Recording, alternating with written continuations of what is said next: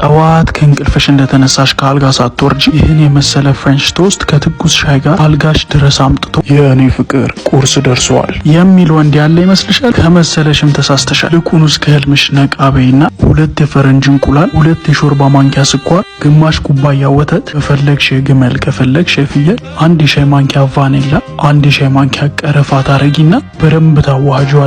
ፍሌክስ ማድረጉ አያስፈልግም። እዛም በመቀጠል የገዛሽውን ዳቦ ወፈር ወፈር አድርገሽ ትቆርጫለሽ። አይኔ የተቆረጠው ይሻለኛልም ካልሽ እሱን መግዛት ትችያለሽ። ትቀጢና የቆረጥሽውን ዳቦ ቀድመሽ ያዘጋጀሽው የእንቁላል ወተት ውህድ ውስጥ በሁለቱም በኩል እስኪረሰርስ ድረስ ታጠግቢዋለሽ። መጥበሻ ታጊና የገበታ ቂቤ ወይ ዘይት በማድረግ ዳቦውን ከ2 እስከ 3 ደቂቃ በአንደኛው ፊቱ እያበሰልሽ ትገለብጫዋለሽ። በሁለቱም በኩል ወርቃማ ቡኒ ሲሆንልሽ አውጥተሽ ባሉሽ ፍራፍሬዎች፣ የተፈጨ ስኳር እንዲሁም ሲራፕ አርገሽ ለአባወራው አልጋው ድረስ ወስተሽ ታበያዋለሽ ማለት ነው። እሱም ይህን ጥረትሽን ያይና የፈለግሽውን ከማድረግ ወደኋላ አይልም። ልቡን እንዲህ ነው የምትገዡ። እንዲህ ያሉ ቪዲዮዎችን ስለምለቅልሽ ፎሎ ማድረግ እንዳትረሺ።